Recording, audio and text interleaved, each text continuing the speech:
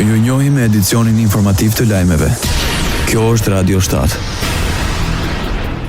Kryetari i Partisë Demokratike Sali Berisha kërkon shfuqizimin e vendimit të gjykatës kushtetuese për masën e arrestit shtëpiak. Në përgjigje të pyetjes së gazetarëve para dyrëve të SPAK, Berisha tha se gjykata kushtetuese me një vendim të koduar shpalli jo kushtetues vendimin ndaj tij, por nuk e shfuqizoi atë. Për Berishën ky vendim ka pasojë edhe sot.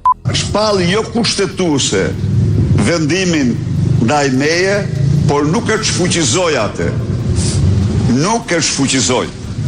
Ndërkohë që ai vendim ka pasoja edhe sot.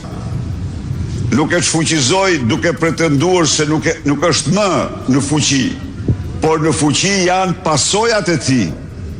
Dhe vendimi në çdo doktrinë, përveç se atë të partisë së krimit, vendimi duhet shfuqizuar.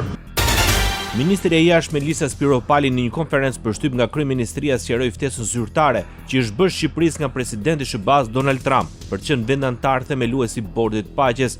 Spiropali gjithashtu ka komentuar dhe pretendimet për pagesa $1 miliard për të ruajtur karige në borda apo me palestinezë që të stërhohen në Shqipëri, duke i mohuar e duke shtuar se janë produkt i armiqve politik. Ky bord do të shërbejë si qeveri tranzitore për të qeverisur rripin e Gazës pas përfundimit të luftës. Presidenti Amerikan Donald Trump ftoi dhe presidentin turk Recep Tayyip Erdogan të bashkohet Bordit të Paqes për Gazën. Burhanetin Duran ka ndarë për mediat letrën e presidentit amerikan, ndërsa fton Erdogan të bëhet antar themeluesi i Bordit të Paqes. Duran tha se Këshilli i Sigurimit të KB-s me rezolut 2803 mbështeti planin gjithëpërfshirës për përfundimin e konfliktit në Gazë, i cili u shpall nga Trump dhe çoi në një armpushim në enklavën palestineze. Në këtë kuadër, Bordi i Paqes dhe strukturat e tij po krijohen për të garantuar sigurinë dhe rindërtimin e Gazës. Radio 7, zëri pozitiv i qytetit. Sekretari i përgjithshëm i NATO-s, Mark Rutte, tenton bisedimet me presidentin amerikan Donald Trump lidhur me situatën në Groenland dhe Arktik. Përmes një postimi në rrjetin social X, Rutte njoftoi se palët do të vjojnë të punojnë mbi këtë çështje. Do të vazhdojmë punën për këtë dhe pres të takojë në Davos më vonë gjatë kësaj jave, tha Rutte. Trump pritet të marrë pjesë në forumin ekonomik botëror në Davos të Zvicrës të javë, ku do të jenë të pranishëm dhe udhëheqësit e Francës, Gjermanisë, Hollandës dhe Finlandës. Presidenti i Këshillit Evropian tha se ka vendosur të thrasë një takim të jashtëzakonshëm në ditët në vijim për çështjen e Groenlandës.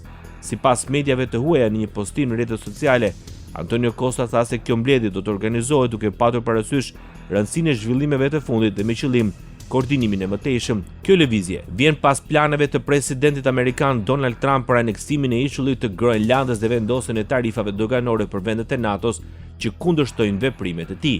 Costa tregon angazhimet e Europës për 6 pika kyçe pas bisedimeve me shtetet anëtare, si uniteti mbi parimet e së drejtës ndërkombëtare, integriteti territorial dhe sovraniteti kombëtar, uniteti në mbështetje dhe solidaritet me Danimarkën dhe Groenlandën, njohë interesit të përbashkët transatlantik për paqen dhe sigurinë arktik dhe veçanërisht duke punuar përmes NATO-s. Ndoqët lajmet shkurt në Radio 7, zëri pozitiv i qytetit.